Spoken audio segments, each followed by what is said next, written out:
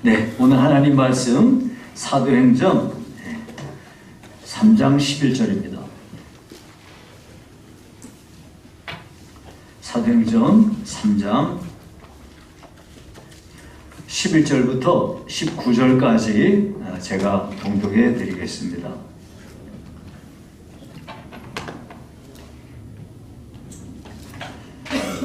나은 사람이 베드로와 요한을 붙잡으니 모든 백성이 크게 놀라며 달려 나아가 솔로몬의 행각이라 불리는 행각에 모이거늘 베드로가 이것을 보고 백성에게 말하되 이스라엘 사람들아 이 일을 왜 놀랍게 여기느냐? 우리 개인의 권능과 경건으로 이 사람을 걷게 한 것처럼 왜 우리를 주목하느냐? 아브라함과 이삭과 야곱의 하나님 곧 우리 조상의 하나님이 그 종 예수를 영화롭게 하셨느니라. 너희가 그를 넘겨주고 빌라도가 놓아주기로 결의한 것을 너희가 그 앞에서 거부하였으니 너희가 거룩하고 의로운 일을 거부하고 도리어 살인한 자를 놓아주기를 구하여 생명의 주를 죽였도다. 그러나 하나님이 죽은 자 가운데서 그를 살리셨으니 우리가 이 일의 증인이라. 그 이름을 믿음으로 그 이름이 너희가 보고 아는 이 사람을 성하게 하였나니 예수로 말미암아 난 믿음이 너희 모든 사람 앞에서 이같이 완전히 낫게 하였느니라. 형제들아 너희가 알지 못하여서 그리하였으며 너희 관리들도 그리한 줄 아노라. 그러나 하나님이 모든 선지자의 입을 통하여 자기의 그리스도께서 고난받으실 일을 미리 알게 하신 것을 이와 같이 이루셨느니라. 그러므로 너희가 회개하고 돌이켜 너희 죄 없이 함을 받으라. 이같이 하면 새롭게 되는 날이 주 앞에서부터 이를 것이요. 아멘. 자, 오늘은 왜 우리를 주목하느냐는 제목으로 말씀을 상고하겠습니다. 오늘 본문에 보면 베드로가 자신에게 모여든 군중들에게 두 가지 반문을 하고 있습니다. 하나는 이 일을 왜 놀랍게 여기느냐 한 것이고요. 또 하나는 왜 우리를 주목하느냐 하는 것입니다. 오늘 이 두 가지 반문에 대하여 한번 살펴보면서 은혜를 나누고자 합니다. 자, 먼저 이 일을 왜 놀랍게 여기느냐 하고 무리들에게 베드로가 반문하였습니다. 베드로와 요한이 제9시 오후 3시인데요. 기도하기 위해 미문이라 일컫는 성전 문을 지나고 있을 때였는데 그곳에 나면서부터 걸어본 적이 없는 이 장애인이요 구걸을 하는 거리인이 있었는데 평상시에도 이 사람은 항상 그곳에 있어요. 그러니까 다른 데는 이 거리를 보고 한 푼, 두 푼 이렇게 동냥을 하거나 아니면 그냥 지나치는 날도 있었는데 그날따라 성령이 충만한 베드로는 그 거리를 하나님의 시각으로 바라보게 되었습니다. 그리고는 말도 안 되는 명령을 내렸는데요. 나사렛 예수 그리스도의 이름으로 일어나 걸어라 하고 손을 잡아 일으켰더니 그가 걷기도 하고 뛰기도 하면서 하나님을 찬양하는 일이 벌어졌습니다. 이 놀라운 소식이 퍼지자 수많은 무리들이 순식간에 베드로와 요한에게 몰려든 겁니다. 어떻게 이런 일이 백주 대낮에 수많은 사람들이 오가는 성전 앞에서 일어날 수 있다는 말입니까? 이 사람은 자기가 이렇게 일어나서 걸으리라는 거에 대한 기대감이나 그런 기적을 전혀 기대해 보지도 않은 사람이었어요. 여러분, 기적이라는 건 내가 원해서 일어나는 것도 있고 내가 원한 적도 없는데 일어나는 것도 있잖아요. 그러니까 이 기적이라는 거는 말 그대로 절대적으로 하나님의 주권에 달려있는 겁니다. 이 장애인이 자기가 일어나 걷고 뛴다는 게 얼마나 놀라운 기적인가 스스로 믿을 수 없을 지경이었을 거예요. 그래서 이 사람은요 베드로와 요한을 붙잡았습니다. 그리고 소리치는 거예요. 이 사람들이 나를 걷게 했다 하고 막 소리 지르니까 이 놀라운 광경을 목격한 사람들이 그 소문이 순식간에 퍼지면서 수많은 사람들이 몰려들게 된 겁니다. 자, 베드로가요 그런데 이 모여든 무리들에게 이렇게 반문합니다. 이스라엘 사람들아, 이 일을 왜 놀랍게 여기느냐? 왜 놀랍게 여기느냐? 이 말을 다른 말로 표현하자면 하나님께 능하지 못한 일이 있겠느냐? 라고 말하는 것과 같습니다. 여러분, 이 말은요, 아브라함이 99세가 됐을 때 여호와 하나님께서 아브라함을 찾아가셔서 말씀하셨어요. 내년 이맘때 네 아내 사라에게 아들이 있을 거다. 근데 이렇게 말씀을 하실 때 장막문 뒤에서 사라가 그 얘기를 듣고 있었어요. 그 얘기를 들으면서 이거 너무 어이가 없으니까 사라가 속으로 웃으면서 말한 거예요. 아이고, 이 늙으니까 무슨, 내가 늙었는데 무슨 아들을 낳아? 그러면서 웃었단 말이에요. 그랬더니 하나님이 사라가 왜 웃느냐? 하면서 말씀했단 말이에요. 그러면서 이렇게 창세기 18장 13절 14절에 이렇게 말합니다.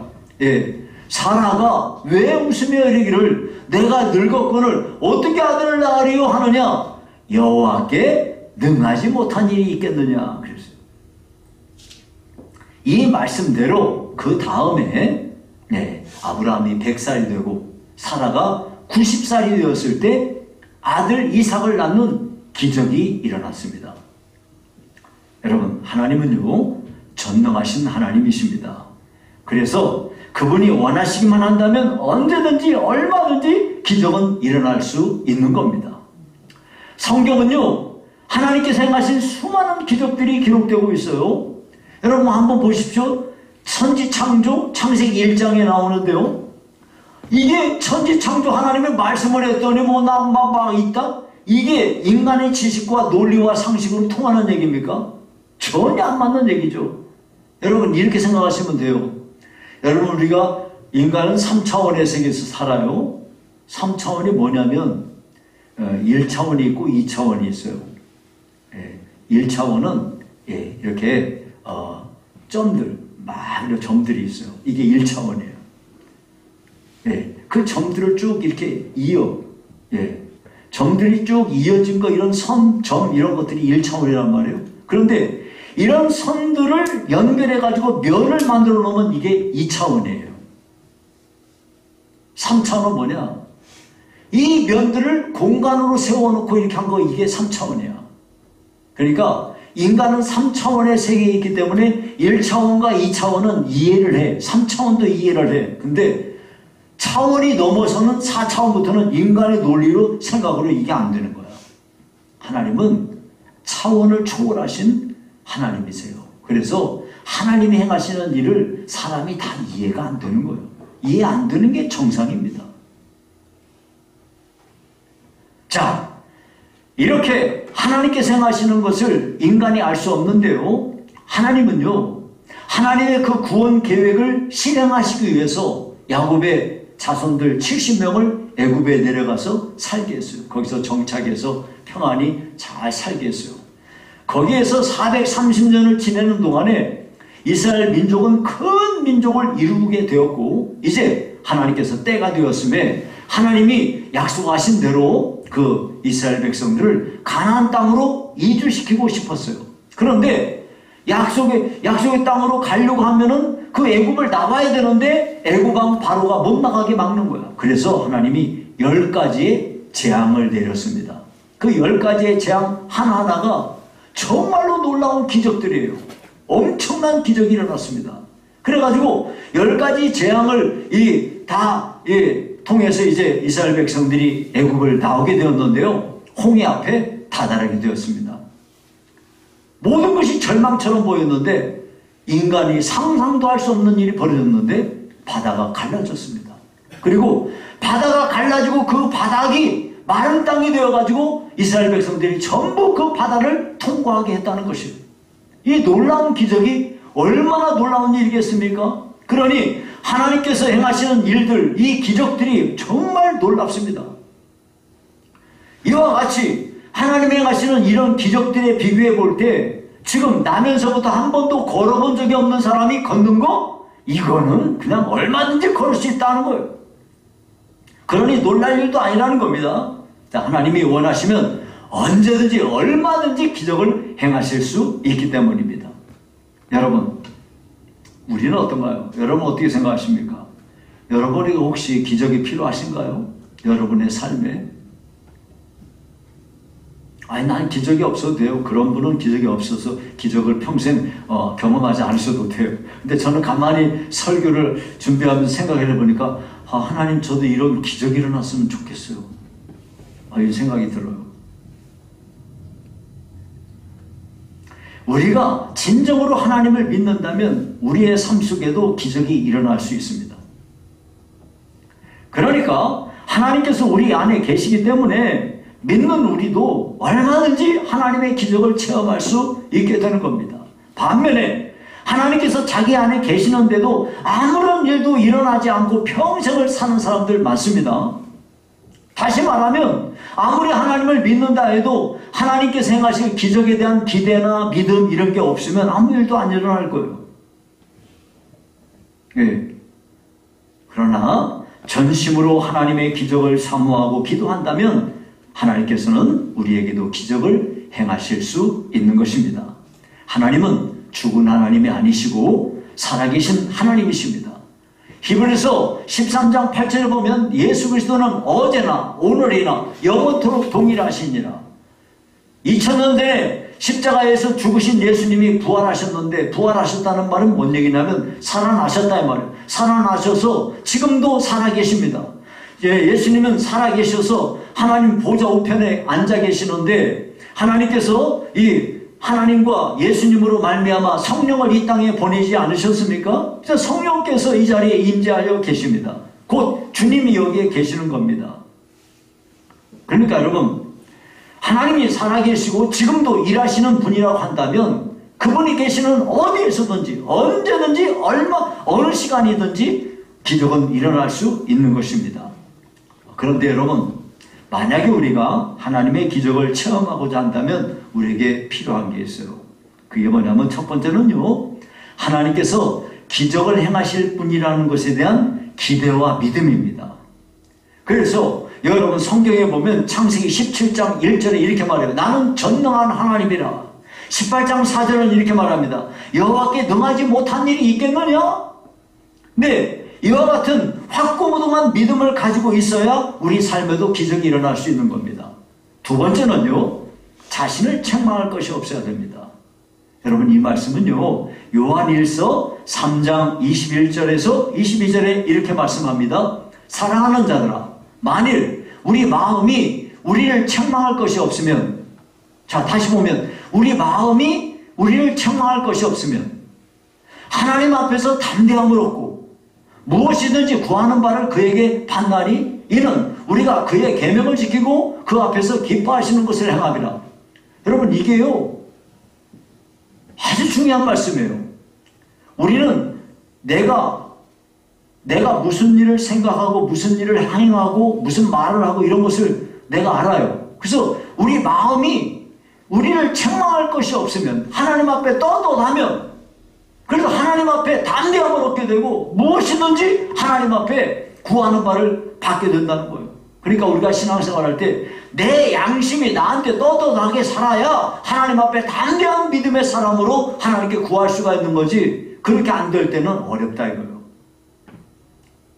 우리가요, 우리 마음속에서 책망할 것이 없을 만큼 정결하게 살고 거룩하게 살고 하나님 말씀에 순종하며 살 때 우리가 얻을 수 있는 최고의 복이 뭐냐면 하나님 앞에 당당하게 담대하게 하나님 저 이거 주세요 하고 기도할 수 있다 이거예요.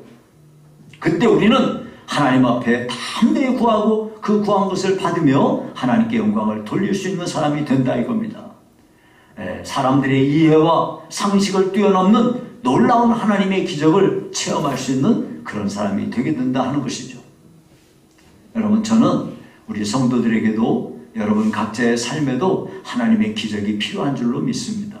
여러분들도 이와 같이 하나님께서 전능하신 하나님이시고 하나님이 원하시기만 하면 얼마든지 이 놀라운 내 힘으로는 절대 불가능한 일이지만 이 일은 하나님이 정말로 살아계셔 역사하시면 할 수 있다는 믿음을 가지고, 그리고 여러분 삶 속에 하나님 앞에 당당할 만큼 여러분 신앙생활 똑바로 하시고 그렇게 하나님 앞에 구하면 하나님 앞에 기적의 주인공이 될 줄로 믿습니다. 자, 두 번째 반문입니다. 왜 우리를 주목하느냐 하는 겁니다. 자, 베드로를 통해서 일어난 기적은요, 베드로와 요한을 갑자기 사람들로부터 주목을 받게 했어요.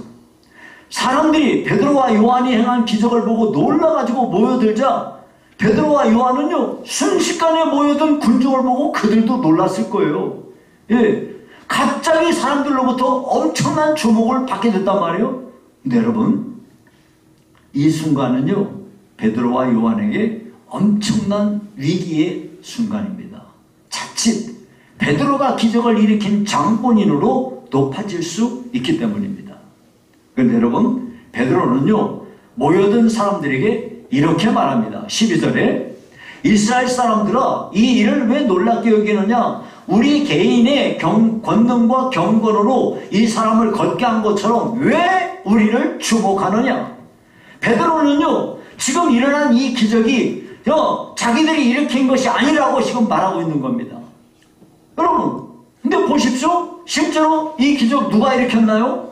분명히 베드로가 안전뱅이한테 일어나 걸어라 하고 말했단 말이에요. 그리고 손잡아 일으켰어요. 그래서 이 사람이 일어나 걷지 않았습니까? 분명히 베드로가 기적을 일으켰습니다. 그럼에도 불구하고 베드로는요, 그 기적을 일으킨 건 자기가 아니라고 단언하고 있는 겁니다.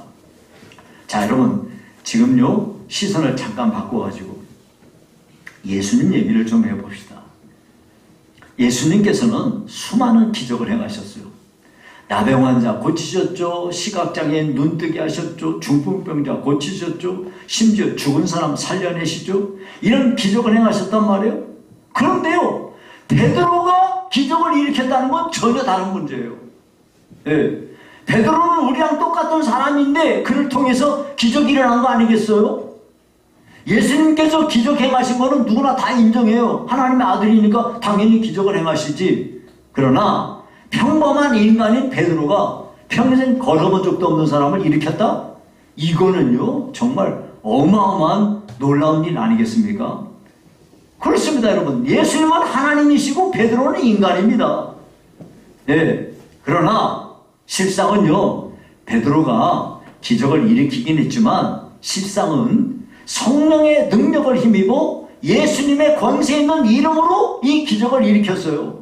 이 말은 베드로뿐만 아니라 예수님을 믿는 우리들도 성령의 능력을 힘입어서 권세 있는 예수님의 이름으로 행하면 우리들도 우리들 앞에 기적이 일어날 수 있다는 것을 얘기하는 거거든요. 그래서 예수님이 이렇게 말씀하셨어요. 요한복음 14장 12절에 이렇게 말합니다.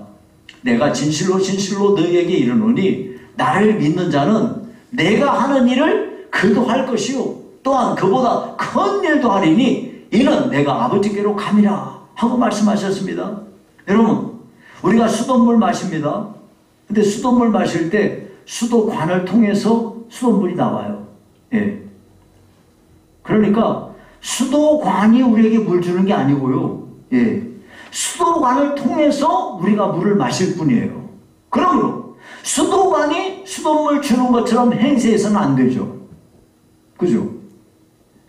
똑같은 논리로 베드로는요, 자기가 수도관에 불과하다는 것을 지금 분명히 알고 말하고 있는 거예요. 자기가 한 일은 단지 도구일 뿐이고 통로일 뿐인 거지 기적을 일으키신 분은 하나님이라는 것을 지금 말하고 있는 거예요. 한마디로 베드로가 왜 우리를 주목하느냐? 이 말은 내가 한 것도 아닌데 하나님이 행하신 건데 왜 우리를 봐? 이 말이라 이 말이에요.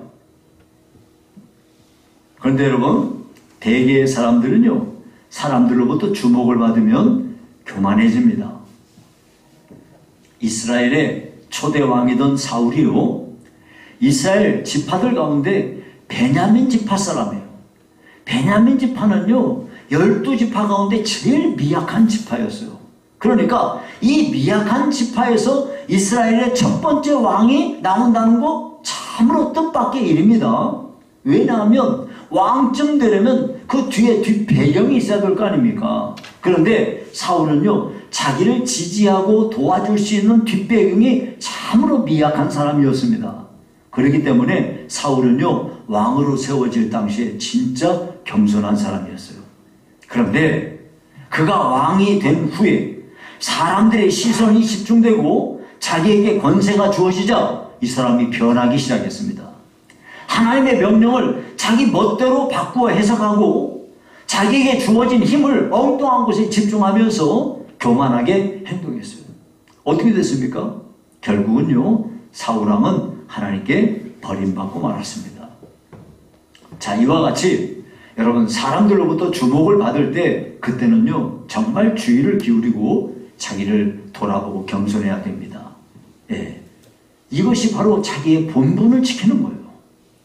그래서 여러분, 첫사람 아담이 범죄한 거는 왜 범죄했나요? 그가요, 자기의 분수를 넘어섰기 때문에 이게 범죄가 된 거예요.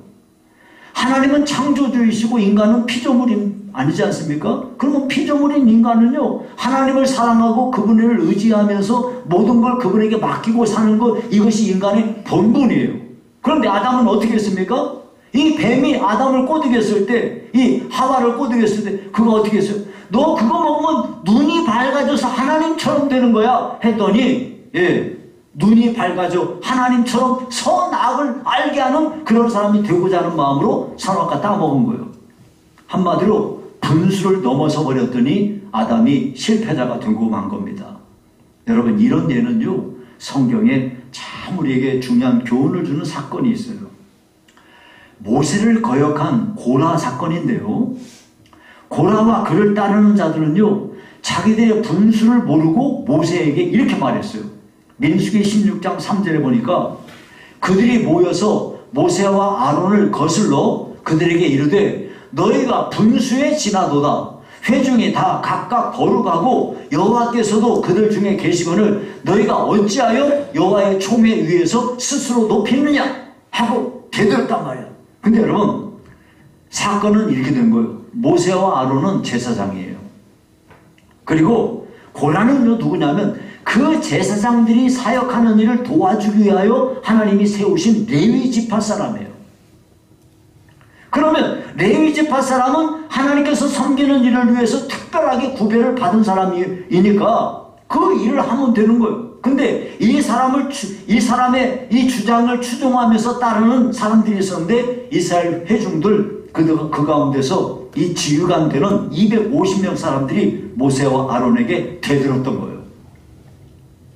그러면서 이들이 주장한 게 뭐냐면, 왜 니네들만 제사 드려? 왜 니네만 드려? 우리들도 거룩한 사람인데 우리도 드릴 수 있지? 하면서 이렇게 했다 이거예요. 모세와 아론은요, 제사장으로서 하나님 앞에 그들이 할 일이 있고요, 고라는 고라대로 레위 지파로서 할 일이 있고요, 그리고 이스라엘 사람들의 그 지휘관 되는 사람들은 자기들에게 주어진 각자의 일을 하면 되는 거예요. 자기의 본분에 따라 일하면 되는 겁니다. 그런데 고라와 그를 따르는 무리들은 자신들의 본분을 망각하고 분수를 넘어버린, 한마디로 넘으면 안 되는 선을 넘어버린 거야. 그래가지고 이 이스라엘의 지휘관들 250명은 자기들이 분양하겠다고 이 분양 불을 받아들고 하지 않았습니까? 결국 하나님께서는요, 여기에 대해서 초유의 심판을 내리십니다. 고라와 그와 함께 반역에 앞장섰던 다단과 아비람, 그리고 그 가족들, 그들이 서 있는 땅을 그냥 땅이 갈라져가지고 모든 걸 집어삼켜버리고 분양하고 있던 250명 지휘관들은 모두 불태워져 죽어버리고 말았습니다. 여러분, 이와 같이 분수를 모르는 사람들은요, 자기도 망하고 공동체에도 해를 끼치는 겁니다. 그러니까 자기는 자기에게 주어진 일을 하면 되는 거예요. 그런데 이 본분을 잊어버리는 사람들은 어떻게 되냐면 주님은 어디로 가버리고 자기만 남는 거예요. 전부 내가 했고 나만 잘났고 내가 이렇게 능력이 있다고 자기를 자꾸 드러내는 거야. 이게 문제인 거예요. 여러분, 하나님의 교회에서 우리가 드러나면 뭘 드러냅니까? 드러낼 게 뭐가 있습니까? 이렇게 행동하는 거는요, 주님이 받으셔야 될 영광을 가로채는 거예요. 제가 종종 이 극동방송을 들으면서 좀 듣는데요, 극동방송에 종종 이렇게 목사님들이 많이 설교들을 하세요. 이분 저분 여러분이 설교를 하시는데 어떤 분은 설교를 하면서 자꾸 그런 얘기를 해요. 자기가 뭘 했더니 뭐 아이고 막 무슨 기적이 이렇게 일어났고 막 자기가 뭘 했더니 막 이런 얘기를 하고, 이분은 이게 뭔 얘기를 하는 거야? 지금 자기가 뭘 한 게 아니고 하나님께서 그 목사님을 통해서 하나님의 능력을 드러내시고 하나님의 교회를 일으키기 위하여 하신 거니까 주님이 이렇게 하셨다고 말하는 게 아니고 자기가 뭘 했다고 이런 얘기를 들으면 정말 끔찍해요. 그런 분은 설교는 여러분이 절대 들으시면 안 돼요. 그분이 노리는 건 뭐예요? 내가 이런 일을 했으니까 우리 교회로 다 오세요. 이 말하는 거예요? 여러분 그러면 안 돼요. 주님이 받으셔야 될 영광을 자기가 가로채는 겁니다. 여러분 우리 모두가 교회를 사랑해서 내가 교회를 위해서 이 일을 할 수도 있고 저 일을 할 수도 있습니다. 그런데 이 일을 하든지 저 일을 하든지 그 일을 통하여 오직 주님만 높아지고 하나님의 교회가 영광스러워지고 하나님의 그 교회가 평안한 중에 든든히 세워져 가면 나는 충분합니다. 이런 마음을 가져야지 내가 드러나려고 내가 했다고 그러고 이런 얘기를 하면 안 된다. 그런 거 하려면 아예 하지도 마. 안 하는 게 여러분들에게 덕이 되고 여러 사람들에게도 복이 되는 거예요. 저는 그런 생각을 해요.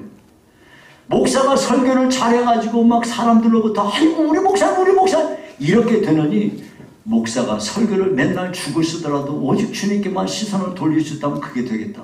이 생각이 들어요. 여러분 모든 영광은 주님께 돌려야 되는 거예요. 그런데 오늘 본문에 보니까 정말 우리가 성경 읽으면서 정말로 감사한 게 뭐냐면 베드로는요 사람들이 자기에게 온 시선을 집중할 때 그 집중되는 시선을 왜 우리를 집중하느냐 하면서 모든 시선을 주님에게 확 돌려버리는 거예요. 16절에 이렇게 말합니다. 예수로 말미암아 난 믿음이 너희 모든 사람 앞에서 이같이 완전히 낫게 하였는지라. 예수로 말미암아 난 믿음 때문에 이거 된 거지 예수님이 하신 거지 우리가 한 거 아니야 하고 말하는 겁니다. 그러므로 여러분 우리는 신앙생활을 하면서 자기를 드러내려는 행동, 드러내려는 말 이런 것들을 조심하셔야 됩니다. 내가 했다고 자꾸 얘기하지 마. 그런 거 하고 싶으면 아예 하지 마세요. 안 하는 게 훨씬 나아요. 오직 주님만이 주목을 받으시고 주님만 높아지셔야 됩니다. 모든 것이 하나님께서 하신 것임을 고백하면서 그렇게 살면은 감사가 있고 기쁨이 있고 하나님께 영광이 되는 겁니다. 그러나 내가 한 것이라고 나를 내세우게 되면 하나님의 영광을 가로채는 것이고 공동체를 회방하는 것이 되는 겁니다. 그러므로 여러분 혹시 하나님께서 나를 통해서 놀라운 일을 이루시고 또 기적을 일으키셨다 할지라도 그것을 자기의 공로로 내세우지 않도록 항상 주의를 기울이시기 바랍니다. 하나님께서 나를 통해 일하신 데 대해서 감사하고 잠잠히 그렇게 하면은 하나님께 큰 영광을 돌리시게 되는 겁니다. 그래야 하나님께서 그를 더욱 높이시고 그를 통해서 계속해서 하나님의 일을 일으키게 되는 것이죠. 모쪼록 여러분 이와 같이 될 수 있기를 바라요. 말씀을 맺습니다. 전능하신 하나님은요 지금도 살아계셔서 우리를 위해 기적을 행하시는 하나님이십니다. 그러므로 우리는 우리 마음이 자기를 책망할 것이 없도록 해서 하나님 앞에 담대함으로 기적을 구하시기 바랍니다. 그래서 우리 모두가 다 기적의 주인공이 될 수 있기를 간절히 원합니다. 두 번째는 혹시 하나님께서 우리를 높여주셨을 때 교만하지 않도록 항상 주의를 기울여야 됩니다. 오직 우리의 모든 시선을 주님께 향하게 하고 모든 영광을 주님께 올려드려야 됩니다. 하나님께서 우리를 이 일을 위하여 지으셨기 때문입니다. 자, 여러분 모두가 다 이와 같이 되어서 왜 우리를 주목하느냐? 오직 주님만 주목하며 사시는 저와 여러분이 되기를 주의 이름으로 축원합니다.